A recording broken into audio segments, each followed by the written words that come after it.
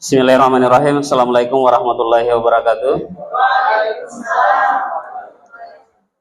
Ya, terima kasih hari ini saya diberikan kesempatan untuk memberikan praktik baik selama kegiatan pembelajaran mendalam. Jadi di praktik baik yang saya bawakan kali ini itu adalah penyebarluasan pembelajaran mendalam. Oke, Bapak Ibu, dalam kegiatan pembelajaran mendalam tentunya kita semua tahu apa yang telah kita lakukan, dan yang saya lakukan juga mungkin hampir sama dengan apa yang Bapak Ibu lakukan. Di sekolah kami, kegiatan yang pertama yang terlaksana itu adalah kegiatan pengimbasan pembelajaran mendalam. Dan ini kami lakukan pada kegiatan komunitas belajar. Jadi kami melakukan pengimbasan kepada teman-teman guru yang tidak mengikuti pelatihan pembelajaran mendalam. Kami melakukan pengimbasan lewat Ombel setiap hari Sabtu. Itu biasa kami lakukan secara rutin. Melalui media Ombel kami memberikan informasi-informasi yang kami dapatkan selama kegiatan PM. Ada beberapa langkah di sini yang kami jadikan sebagai titik fokus dalam pengimbasan. Yang pertama yaitu kami melakukan perencanaan awal itu seperti menanamkan pola pikir PBB kepada teman guru sejawat. Ya, jadi pola pikir bertumbuh itu yang paling utama kami sampaikan, karena mengingat beberapa teman guru kami itu memang banyak yang senior-senior yang mungkin kami rasa pola pikirnya itu sama seperti kami sebelum mengikuti kegiatan PM. Jadi itulah yang kami salurkan kepada teman-teman guru. Setelah itu fokus kepada tujuan pembelajaran, yaitu mengidentifikasi pada kompetensi inti, merancang aktivitas kontekstual, dan bagaimana cara memilih metode-metode pembelajaran yang interaktif. Ya, kita tahu bersama bahwa dalam kegiatan pembelajaran mendalam dan pembelajaran sebelumnya itu banyak sekali metode-metode yang bisa memperluas pemahaman siswa terhadap pelajaran yang kita sajikan setiap harinya di kelas. Ya, jadi dari situ kita memberikan edukasi-edukasi bagaimana merubah proses atau metode-metode pembelajaran yang tadinya mungkin hanya ceramah-ceramah saja. Ya, kami memberikan edukasi tentang apa yang kami dapatkan dalam kegiatan PM, yaitu dengan metode-metode apakah itu PBL, PJBL, ataupun inquiry kolaboratif. Kemudian yang kedua adalah menanamkan atau membangun prinsip pembelajaran. Nah, di sini juga prinsip pembelajaran kami tanamkan kepada teman-teman guru supaya bisa membedakan bagaimana kurikulum sebelumnya dengan pembelajaran mendalam ini. Yaitu yang paling utama kami titik fokuskan itu adalah prinsip pembelajaran. Bagaimana anak-anak itu bisa berkesadaran, bagaimana anak-anak itu bisa bermakna dan menggembirakan dalam menerima materi kita. Karena ini adalah inti daripada kegiatan kita di dalam kelas. Selanjutnya, setelah melakukan pengimbasan dengan teman-teman guru, kita juga melakukan saya melakukan implementasi dengan teman sejawat dalam penyusunan perencanaan rencana pembelajaran. Dalam kegiatan implementasi ini kita harus mampu memberikan motivasi dalam penyusunan rencana yang baik serta memberikan ruang komunikasi yang baik. Jadi Bapak Ibu, dengan melakukan pendekatan secara persuasif kepada teman guru, di sini kita harus bagaimana kita memberikan motivasi kepada teman-teman guru ini yang belum tahu betul seperti apa kerangka pembelajaran yang kita gunakan dalam PM. Dengan bimbingan, dengan motivasi-motivasi yang kita berikan dan membuka ruang komunikasi yang baik, ini membantu teman guru yang ingin mengetahui tentang PM ini lebih terbuka berkomunikasi dengan kami, baik saya, Pak Romi ataupun Pak Samsir. Ya, tujuannya adalah supaya memastikan dokumen perencanaan itu tersusun dengan baik. Karena jujur saja di sebelum kegiatan PM ini banyak sekali memang teman-teman guru termasuk saya pribadi masuk di kelas itu yang kita bawa hanya buku cetak. Ya, tidak ada apa yang perencanaan pembelajaran yang kita masukkan di dalam kelas. Apa yang harus kita mulai, bagaimana kegiatan pembelajaran itu bisa berjalan dengan baik sampai siswa itu bisa memahami dari tujuan pembelajaran kita. Jadi dokumen perencanaan pembelajaran ini memang sangat penting, dan saya pribadi merasakan bagaimana membantu saya dalam hal memberikan pemahaman kepada siswa, dan materi yang saya ajarkan pun itu mulai terarah dengan baik, tidak lagi bingung ke depan saya akan mengajar apa lagi, kemudian hari ini saya mengajari dari mana sampai di mana. Biasa kalau tidak ada dokumen, tidak ada RP yang kita bawa masuk dalam kelas, itu tinggal kita masuk, lihat halaman, misalnya halaman 5, mengajar sampai selesai jam itu, ternyata sudah halaman 10. Nah, ini kadang tujuan pembelajarannya tidak tercapai. Kemudian meminimalkan kesalahan dan hambatan. Jadi dengan adanya bimbingan yang insentif, kita bisa meminimalkan kesalahan-kesalahan yang dibuat dalam penyusunan RP serta hambatan-hambatan yang dialami. Kemudian yang ketiga itu menciptakan suasana kerja yang kondusif. Ya, jadi dengan membuka komunikasi yang baik, dengan lakukan bimbingan secara insentif, kita bisa membuka atau menciptakan suasana kerja yang kondusif dengan teman sejawat. Kemudian mereka juga tidak merasa bahwa mereka ini lebih pintar atau mereka ini lebih jago. Tidak, tetapi itu kita sama-sama tes lebih.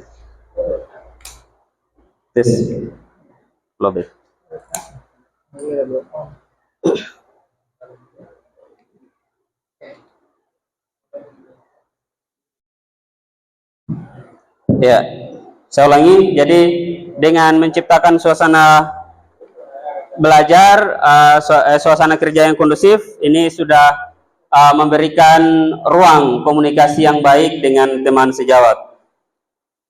Ya, di sini saya ada dokumentasi tentang bagaimana saya membimbing guru IPA dalam penyusunan rencana pembelajarannya. Selanjutnya, selain melakukan bimbingan kepada teman guru sejawat, saya juga melakukan bimbingan kepada siswa bagaimana menerapkan atau menerapkan prinsip pembelajaran mendalam kepada siswa. Jadi bukan hanya kepada guru, saya juga memberikan pembelajaran mendalam kepada siswa di kelas. Peranan guru di sini dalam pembelajaran adalah bukan hanya sebagai informan, tetapi sebagai fasilitator, aktivator, kolaborator, dan pengimbang budaya belajar. Ya, jadi kita di sini bisa membimbing siswa sebagai fasilitator, ya, membimbing bagaimana kita bisa menggali potensi siswa, membangun pengetahuan sendiri, dan kita bukan hanya sekedar mentransfer ilmu kita, tetapi kita memfasilitasi siswa itu bagaimana mereka bisa paham. Ya, kemudian sebagai aktivator juga kita bisa membangkitkan rasa ingin tahu siswa. Ya, karena jujur saja siswa itu kalau dia mau ingin tahu, banyak cara yang mereka lakukan, apakah bisa melalui media internet dan lain-lain. Kemudian guru juga di sini hadir untuk membangun pemahaman siswa dengan merangsang rasa ingin tahunya. Ya, jadi ini adalah proses pembelajaran sebelum mengenal deep learning atau pembelajaran mendalam. Jadi siswa itu fokusnya hanya kepada guru. Jadi kita itu biasa hanya membawakan materi, memaksa siswa untuk mengetahui apa yang kita sampaikan. Ya, sehingga di sini pasti ada tekanan dari siswa, mata pelajaran IPS lagi jam 12 kita mulai, itu luar biasa. Jujur saja kalau di anak-anak saya, anak didik saya itu mata pelajaran IPS itu dirasa sangat berat. Karena pertama materi IPS ini sifatnya dia itu pembahasan saja yang kita bahas. Ya, jadi teoritis. Ya, tidak ada humor-humornya, apalagi mungkin melihat guru seperti saya kaku mungkin di depan kelas, mereka juga takut. Ya, apalagi kalau saya mengajar di depan kelas itu suara saya keras. Dari ruangan 1 ke ruangan 4 itu mungkin kedengaran. Ya, jadi kayak orang marah-marah di dalam. Ya, jadi sebelum mengenal PEB ini saya selalu mengajar itu dari masuk sampai pulang itu kadang habis suara. Sampai pernah saya mengeluh sama Pak Romi ya. Yang saya keluhkan itu sebenarnya sama yang bikin jadwal. Kalau bisa kasihan saya itu dikasih jadwal, jangan kasih mepet. 1 hari 2 kelas 6 JP. Ya, jadi mengajar saya monoton. Ya, apa namanya? Saya mengajar itu bawa buku, kasih materi dari masuk sampai akhir. Ya, akhirnya suara habis. Ya, jadi saya minta kalau bisa dikasih 2 hari atau 3 hari lah. Setiap hari biar juga saya datang. Waktu saya masih honor begitu juga. Ya, jadi jangan berpikir kita tidak mau datang. Jadi di sini guru memberikan materi dari masuk kelas sampai selesai jam pelajaran. Ya, jadi memiliki dampak yang kurang bagus kepada siswa. Akan merasa bosan karena menganggap pembelajaran hanya akan menuntaskan materi pada hari itu saja. Ya. Jadi setelah lakukan pembelajaran mendalam, mengetahui metode-metode pembelajaran baik itu PBL, PJBL ataupun kurikulum kolaboratif, bisa juga discovery learning, ya saya menerapkan di dalam kelas dan menanamkan sikap berkesadaran, bermakna dan menggembirakan. Jadi di sini tampak siswa sudah mulai menunjukkan nilai-nilai positif seperti mulai berani bertanya, berani menjawab dan merasa diri nyaman dalam proses pembelajaran. Keaktifan siswa juga mulai tampak dalam mengerjakan soal atau tugas dalam LK baik itu individu maupun bekerja dalam kelompok. Dan alhasil di showcase saya tadi itu saya menampilkan karya siswa, dan ini walaupun saya mengajar 3 jam 4 jam saya merasa tidak capek karena sudah ada strategi-strategi yang disiapkan dari rumah apa yang harus saya lakukan besok di dalam kelas. Ya, jadi tidak seperti sebelumnya lagi. Jadi di sini saya nyaman, siswa gembira, dan tujuan pembelajaran yang kita inginkan dalam 1 hari itu bisa tercapai insya Allah. Jadi mungkin ini adalah dokumentasi produk yang telah saya lakukan. Salah satunya adalah hasil bimbingan mata pelajaran IPA untuk membuat rencana pembelajaran. Dan sekian, terima kasih. Mungkin itu saja yang bisa saya bawakan. Saya Iri, assalamualaikum warahmatullahi wabarakatuh. Waalaikumsalam warahmatullahi wabarakatuh. Baik, terima kasih banyak Pak Ilham atas presentasinya yang luar biasa. Baik apa yang sudah dilakukan selama kurang lebih 3 bulan proses pembelajaran mendalam. Kami mengundang Bapak Ibu sekalian memberikan komentar, saran ataupun juga ada pertanyaan dari apa yang disampaikan oleh Pak Ihsan tadi. Waktu dan tempat kami persilakan, khususnya yang sudah mengunjungi stand beliau tadi. Nah, tadi diskusinya saya lihat di tempat beliau itu selalu ini ya, akan sangat berenergi tadi. Silakan Bapak Ibu.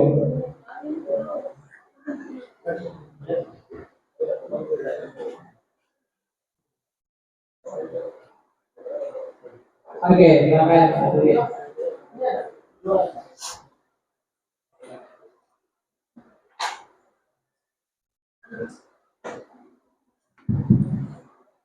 Bismillahirrahmanirrahim. Assalamualaikum warahmatullahi wabarakatuh. Waalaikumsalam warahmatullahi wabarakatuh.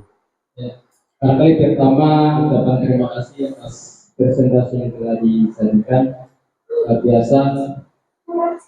Kemudian yang berikut, pada saat kunjungan tadi memang sudah sebenarnya kita juga sudah memberikan beberapa informasi, dan dari proses komentar itu ada satu hal positif yang menurut saya penerapannya sangat luar biasa, yaitu pemanfaatan UB di satuan pendidikan. Karena tidak semua kan komunitas belajar itu sifatnya kalau tidak salah mungkin wajib ya pada sekolah. Ya, dulu wajib.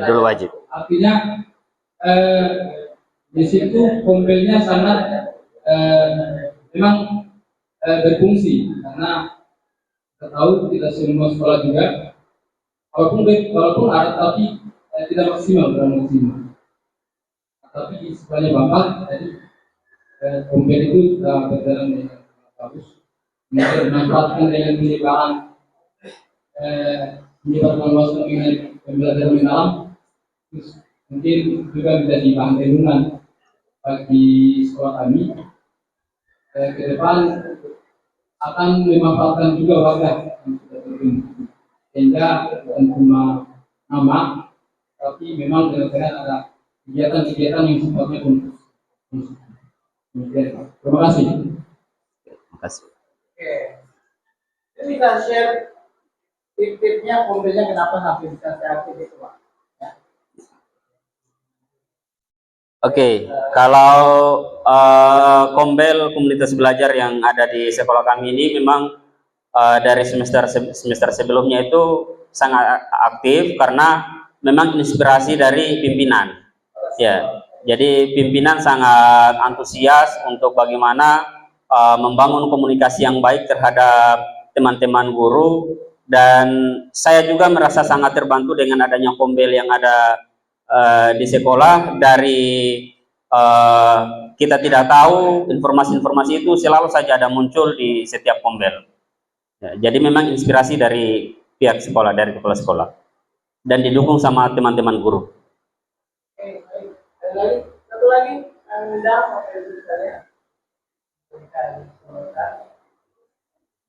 saya tertarik juga dengan itu yang ada bungkus-bungkus kue itu ya, sebenarnya ya.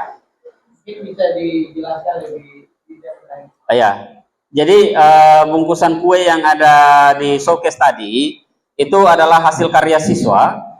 Pada saat itu saya mengajar mata pelajaran IPS dengan materi kegiatan ekonomi. Jadi dalam materi kegiatan ekonomi saya mencoba untuk memberikan LKPD kepada siswa untuk mencari apa itu kegiatan produksi, apa itu kegiatan distribusi dan konsumsi. Jadi dengan hanya satu buah produk ini bisa include semuanya dalam kegiatan tersebut. Misalnya kegiatan produksi itu apa? Mereka dari sini saja cukup mengetahui, oh ternyata misalnya yang bikin Intermi ini dari PT Indofood. Oh ternyata produsen dari Intermi ini adalah PT Indofood. Jadi itu saya langsung gambarkan, inilah salah satu kegiatan produksi yang dilakukan oleh produsen.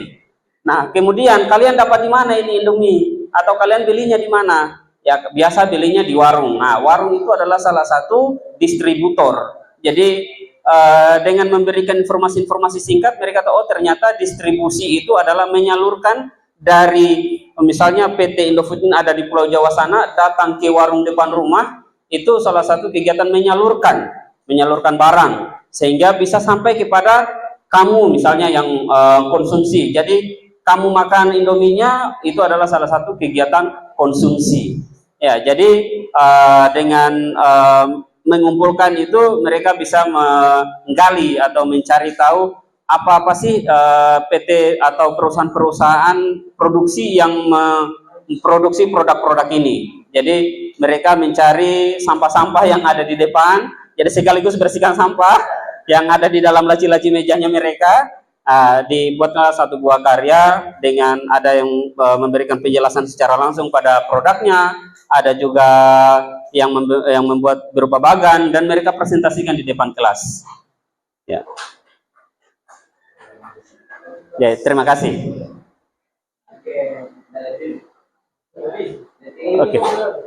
Baik, terima kasih atas perhatian untuk teman-teman semua. Tentunya apa yang telah saya tampilkan ini bukan merupakan sebuah kesempurnaan dan masih banyak perlu perbaikan-perbaikan ke depannya, terutama diri saya pribadi dan dukungan dari teman-teman semua melalui grup. Mungkin ke depan kita akan bisa berbagi informasi, apa yang kekurangan saya bisa saya bertanya juga sama teman-teman, terutama metode-metode pembelajaran yang telah dibawakan oleh teman-teman guru di sekolah masing-masing. Mungkin cukup dari saya. Saya Iri, assalamualaikum warahmatullahi wabarakatuh.